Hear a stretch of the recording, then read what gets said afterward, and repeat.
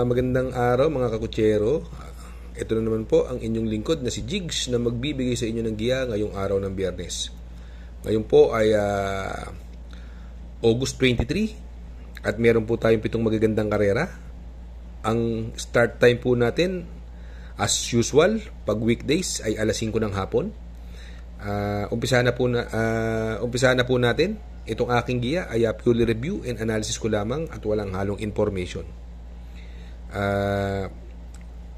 Race number 1 kung saan magsisimula ang ating winner take all. Pilracom rating based handicap system race, class 5 split placer. Distance is 1200 meters, medyo maiksi ang karera at may 7 kalahok. Dito possible scenario, no? Yung Denderin din na magdadala po ng bandera diyan ang unahan. Although bagong baba si Rancheros, sa tingin ko bubuligligin na kaagad ni Rancheros to si Denderin din.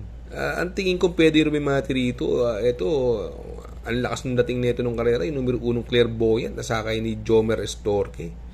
Kaya dito, ang pili ko po, doon ako sa numero 1 Clairvoyant. Ang panigundo ko po dyan, yung numero 5 na si Rancheros.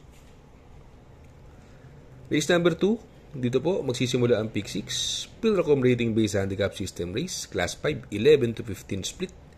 1400 meters is the journey. Dito may siyam na kalahok, no? Another anybody's race, no? Dito pwede magdala ng unahan yung success of times, no? At yung numero 7 yung tool of choice. Ako kay tool of choice ako rito, no? Nasakay ni Emi de Ocampo, dihado lang sa hinete pero malaki panalo niyan. Although nung karera na-upset po yan ni Malibu Princess dahil nalucha po yan nung karera si tool of choice. Sa iksi ng karera ngayon mil oktabo o 1400 meters sa tingin ko siya ang horse to beat dito, tool of choice, at saka may balik po yan yung tool of choice na yan Sa tingin ko pwedeng makalaban niya rito, no, yung numero 5 stand-in fit na gamay ni JR Sargent de Ocampo, yung stand-in fit. Although yung numero 6 Balibel, no, galing sa panalo, medyo lumakas ang laban niya ng konti rito sa ni Jeffel Sarate, may panalo din po yan. At yung Lucky Nono at Buhayang Bato. Pero ako, pandiyado ko dyan, yung Buhayang Bato, no, nasasakyan ni Mark Alvarez. Kaya dito sa race number 2, ang pili ko po, doon ako sa numero 7, tool of choice. Ang panigundo ko po dyan, numero 5, stand-in fit. At isasama kong pandiyado, numero 9, na si Buhayang Bato. Sa race number 3, dito po, magsisimula ang pick 5. Pilracom rating based handicap system race. Class 5, 11 to 15 split. 1200 meters is the distance. Dito may 8 kalahok, no? Another anybody race naman po ito, no? Ang possible scenario, ang pwedeng mauna yung biglang buhos, high honors. Star of the future, no? Pwedeng maghahabulan to sa unahan, no? Pero sa tingin ko, pwedeng kayanin ni high honors yung ere na ito, no? Ngayon, kung sakaling magkaroon ng habulan, yung Monrovian Bell, no? Si Monrovian Bell, gamay po ni El Blanca Florian. Yan po ang napupusuan kong pampermera dyan. Ang gusto kong dihado rito, kung sakaling magkaroon ng magulo sa unahan, itong numero 5 Rocking Bell, sobrang baba na sa laban at medyo binubuenas po itong apprentice na to na si GL Ciego Jr. at magdadala po siya ng pinakamagaang na timbang na 51.5. Kaya dito sa kayarang ito, ang pili ko po dyan, numero 2, si Monrovian Bell. Ang panigundo ko, numero 3, High Honors. At isasama kong pandiyado, numero 5, si Rocking Bell. Sa race number 4, dito po, magsisimula ang pick 4.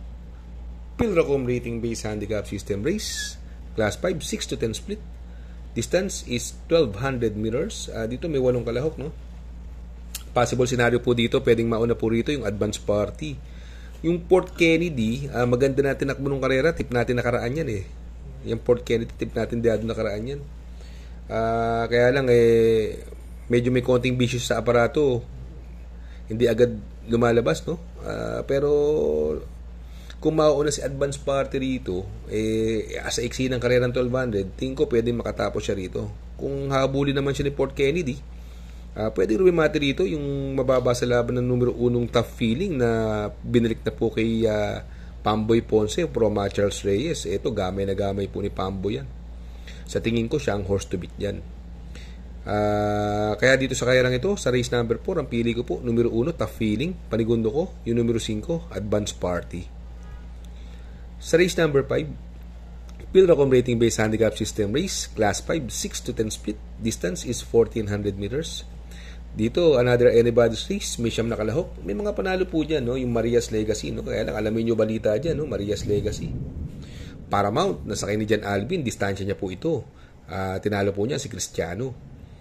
Si Douglas Peer, pwedeng dihado yan. Gamay naman po ni JB Guerra yan. Quincy, yan, nagpapakitang buti yan. Sakay po yan ng Buenas na hinete na si JT Pabilik. Queensland, distansya rin niya to. Giant killer yan, sakay ni Patty Dilema. At yung numero 9 Himanshi, ito gamay na gamay po ni JR Sargent de Ocampo. Possible scenario kasi dito, pwedeng maghabulan yung Lady of Peace, Sky Plus, Quincy. Ngayon, kung labas si Maria's Legacy, ito pinakamalapit na alis, lamang yan. Kaya lang, yun nga, kailangan natin makibalita. Si Himanshi naman, yan magaling yan sa rematehan, no? Si Himanshi, pinakamalapit siyang aalis. At itong Paramount naman, medyo manggagaling sa ulihan. Kaya dito sa race number 5, ang pili ko po dyan. Doon ako sa numero 9, Himanshi, Panigundo, numero 2, Paramount. At sasama ko, numero 1, Maria's Legacy. Sa race number 6, penultimate race, Pilracom Rating Based Handicap System Race, Class Sports, 22 to 27. 1400 meters is the journey. May 10 kalahok dito, no?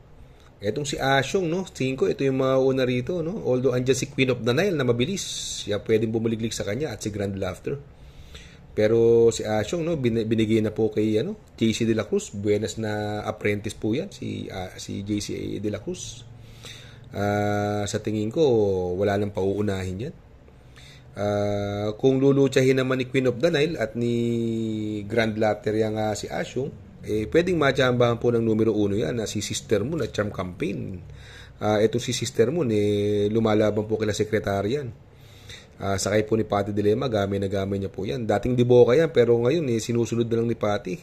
Natuturuan ng sumunod ni Patty si Sister Moon. At yung Charm Campaign, ito mababa sa laban, although medyo nagagamayan ni Jeffrey Bakay ito, no? Parehas marunong na may mga nito. Kaya dito sa race number 6, ang pili ko po, numero 5, Asyong. Panigundo ko, numero 1, Sister Moon, coupled with the Charm Campaign. Sa last and final race, race number 7, Pilracom Rating Based Handicap System Race, Class 4, 16 to 21. Distance is 1400 meters. Full gate po tayo dito, no? Full gate po tayo, 14 ang kalahok dito, no? Another anybody's race. Dito, pwedeng magdala ng unahan sa karerang ito, yung Amayable Maxine. Magandang diado po yan, Amayable Maxine, sakay po ni Charles Reyes, Magandang diado yan. Although, ang pwedeng humabol dyan, kung sakali, yung numero 7 Unliburn at yung numero 10 sa Service Deluxe. Pero kung mauuna yan, pwedeng makadiado yan. Pero dito ako sa bagong baba, yung numero 13 na si Queen Luis, sakay ni Uno Hernandez. Laging bitin lang po ito si Queen Luis. Ito namang maaasahan, yan po ang panigundo ko dyan, binigay na kay Jeffrey Sarate, no? Yan ang tingin ko nga pwedeng makalaban ni Queen Luis. At yung ito, makibalita lang uli kayo, numero 9, Hombre. Ito, pag nilabas naman to, kalabit iko to, Hombre. Kaya dito sa last and final race, ang pili ko po, numero 13, Queen Luis. Panigundo ko, numero 6, maaasahan. At sasama ko, numero 9, Hombre. Good luck mga kutsero.